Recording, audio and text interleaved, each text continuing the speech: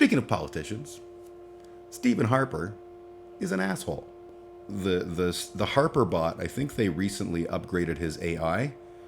So now he is able to have more candid conversations, which is phenomenal from a technology perspective. But from a we ever want to see Stephen Harper again perspective, not so great. Recently gave an interview. It's 40 minutes long. We're not going to watch the interview because, like, I suffered through years of Stephen Harper as the God King of Canada, and I don't need to have another fucking second of it, frankly. But I did find this interesting because he's slamming the woke left in a rare interview. It is true, interviews with Harper are rare or have been rare in recent years. However, he's suddenly been poking his creepy robot head up and weighing in on important topics like giving shit to Kenny and Peter O'Toole. Most people, if you're not in Canada, you don't know even who this man is. And believe you me, you're not missing a goddamn thing. If you are in Canada and you recognize this man, it's because he was prime minister for many years, and he was the head of Canada, and he was genuinely awful in kind of the same way that, like, if you took a bathtub and you filled it full of razor blades and then just randomly pushed people in, that's kind of what life under the Harper regime for me was like. I feel like he was not just vile, but vile and bad and dangerous and all of the things. So, here's to you, Steve. And he's from Calgary, which is, sweet. Anyways, old Steve had an interview.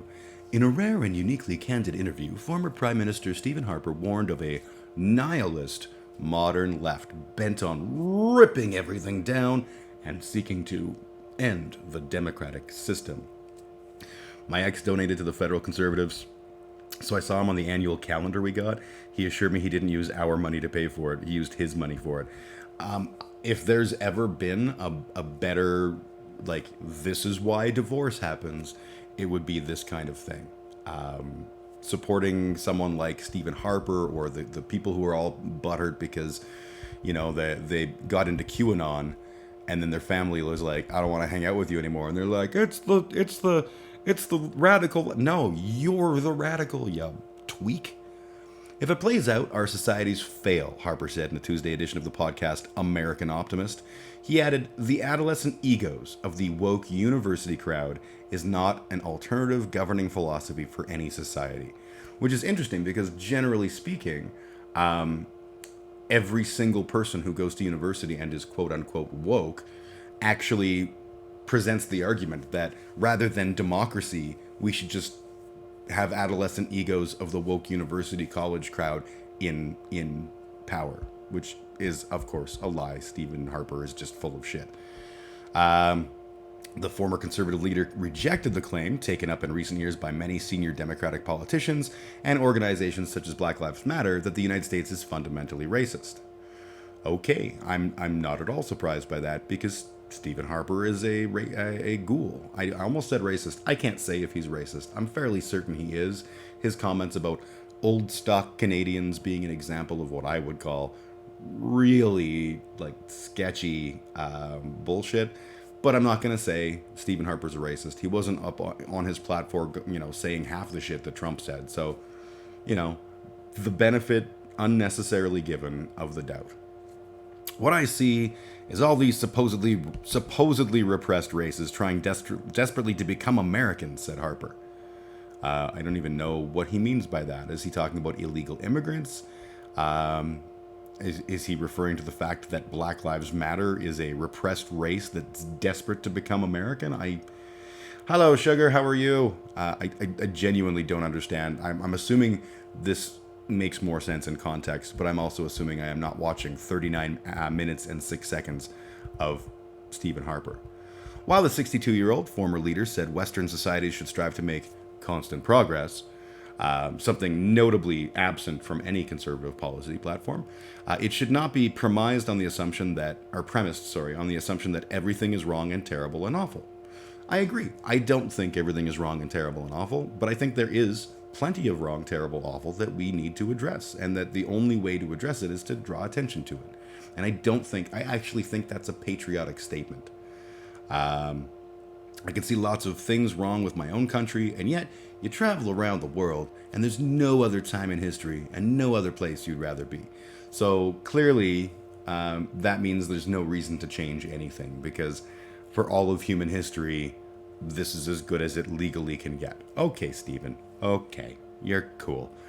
The 40-minute interview also included, and this is the part I really wanted to sort of pile on here, also included a veiled criticism of the government of Prime Minister Justin Trudeau, who I hate.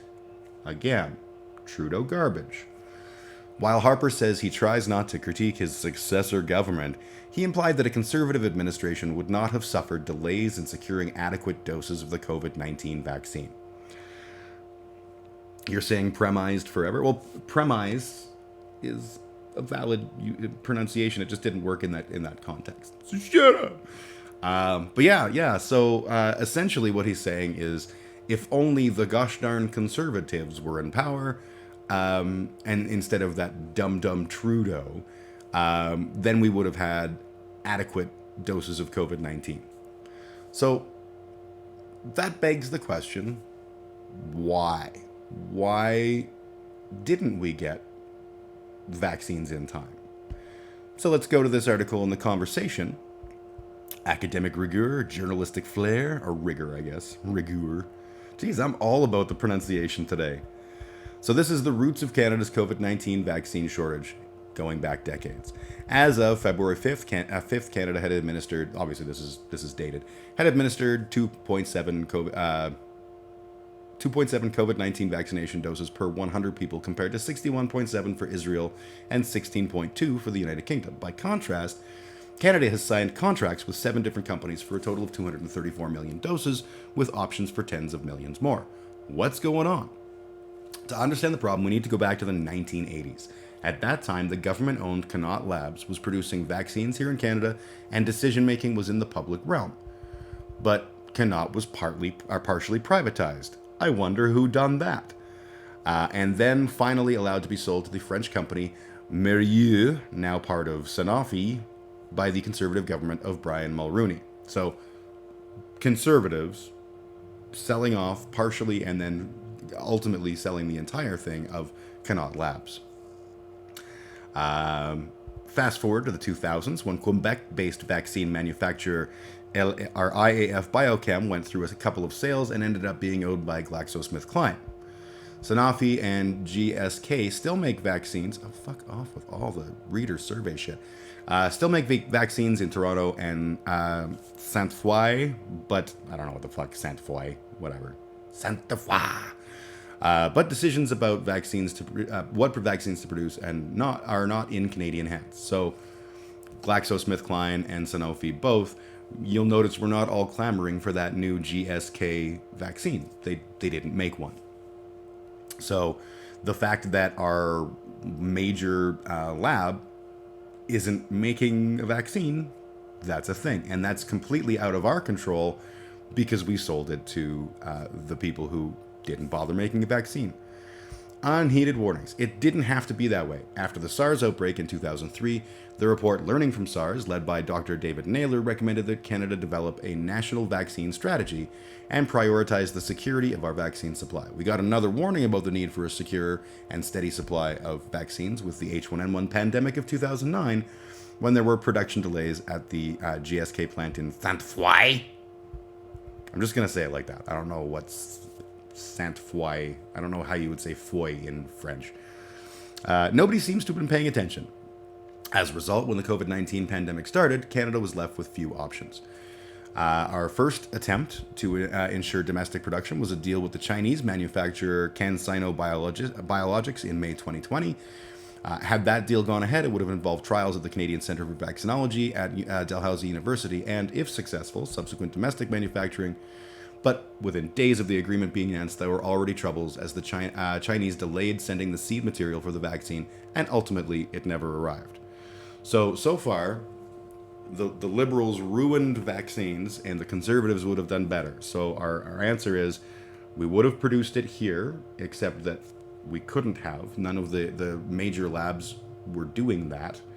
And when we attempted to get the seed material for the vaccine, we never got it. So obviously, a conservative government would have just made China do things. Because nothing will get things done quicker than a good scolding by Canadians. Efforts to secure a domestically made supply then turned to upgrading the National Research Council facility in Montreal and subsequently building an entirely new plant at a total cost of $170 million. In doing so, the government bypassed providing Nuvax, a pharmaceutical company also located in Montreal, with any of the $600 million from Industry Canada's Strategic Innovation Fund earmarked for the research and development of COVID-19 vaccines and therapies. So that sounds like a bit of a damned if you do, damned if you don't. Nuvax had been renovated in 2012 to meet Health Canada standards, and according to the sources cited by the Globe and Mail, the company could have been ready to produce millions of doses of a COVID vaccine by the end of 2020. This is good. Can someone explain to me why they do that? Oil sands are owned by other countries, coal mines, concrete, topping mountains, etc. What is the long-term payoff to sell the rights to our resources? Oddly enough, and this is just my take on it, but my take on it is that this is nothing more than appealing to conservative voters. Countries that have ownership of their own industries to some level or another, like, for example, Norway with their oil production, or any number of European countries, the ones that are more progressive because they have the money to do all these things, because they own the means of production and share the wealth, they succeed really well. But as soon as you say owning the means of production, you're doing a socialism, and people will freak out. Here in Alberta, our Conservative Party, under the leadership of Peter Lougheed, way back when I was a little kid, way back, Peter Lougheed saw that the Alberta oil and gas exploration business was really doing well, and he built a company called Alberta Energy Company, AEC, that was fully owned by the Canadian government, and then, or not fully owned, sorry, it was half owned by the Canadian government and half owned by private industry. And his whole purpose in doing that was to have some of the revenue and some of the benefits of this booming industry owned by the government, and those revenues managed by the government. So this is a good thing. Naturally, they sold that off, and ultimately Alberta Energy Company merged with merged with Pan Canadian to become Encana, split so that we had Cenovus and Encana. Encana then rebranded and moved to the States after we gave them a bunch of COVID money, and the other COVID money went to Cenovus, who used that money to purchase Husky and become a bigger company by firing 1,000+ people. So the answer to the question is, it makes no sense. It is, in my opinion, purely an ideological standpoint to sell everything off and privatize things. And it's always to benefit the wealthy people that are the donors and friends of politicians. That would be my answer. I am a socialist. All right. Prime Minister Justin Trudeau initially said the NRC facility would be up and running by November 2020 and producing 250,000 doses a month. However, in early February, Trudeau admitted that the NRC plant wouldn't be ready until the summer of 2021. And with the need to outfit the facility for the Novavax vaccine and subsequent Health Canada inspections, there won't be any vaccine coming from there until the end of 2021. So essentially, I don't know what the whole Novavax thing is. I can't speak to that. But essentially, Trudeau was excited. We had the ability to make things, we were hoping that we'd be up and running. We announced that, which was probably a stupid choice. And then we had to backtrack because for legal reasons, we wouldn't be able to do the development in time. So again, how the Conservatives would have done this differently, I don't know, Stephen Harper. Maybe you're talking out of your ass there. The failure of the CanSino deal and the delay in building the new NRC facility left Canada reliant on foreign sources of vaccine. The contracts for the vaccine were negotiated based on advice provided by the 18-member COVID-19 Vaccine Task Force set up by the NRC in June 2020. Both the chairs of the task force have conflicts of interest with companies producing the vaccines, and the terms of the contracts are being kept secret. Among other things, we don't know what price Canada is paying for each vaccine, what the timeline for delivery is, whether there are penalties for delays, and how the contracts are being reinforced. Complicating things even further, the contracts focused on large-scale deliveries starting in April 2021 because of uncertainty back in the summer about when vaccines would be available. So nothing about this, to me, says the Conservatives could have done better.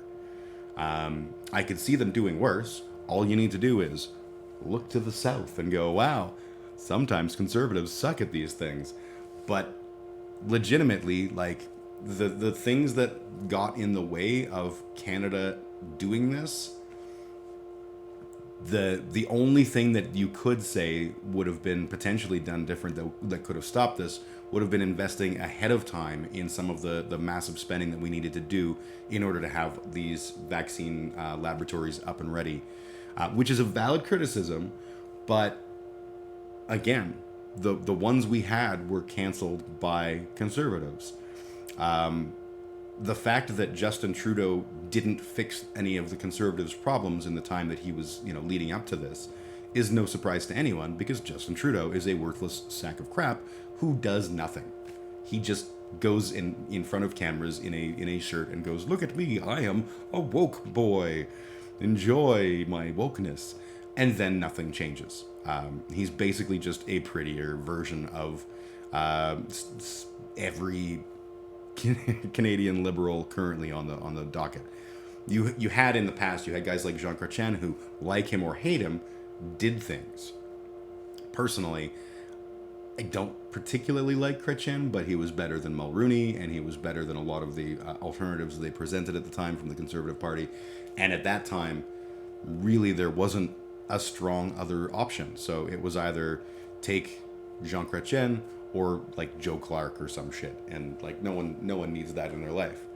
Anyways, the point I'm getting at is that all of this was outside of anyone's realm to fix, except for investing in a timely fashion, which the Conservatives would not have done. Maybe they can say they would all they like, but I just don't buy it.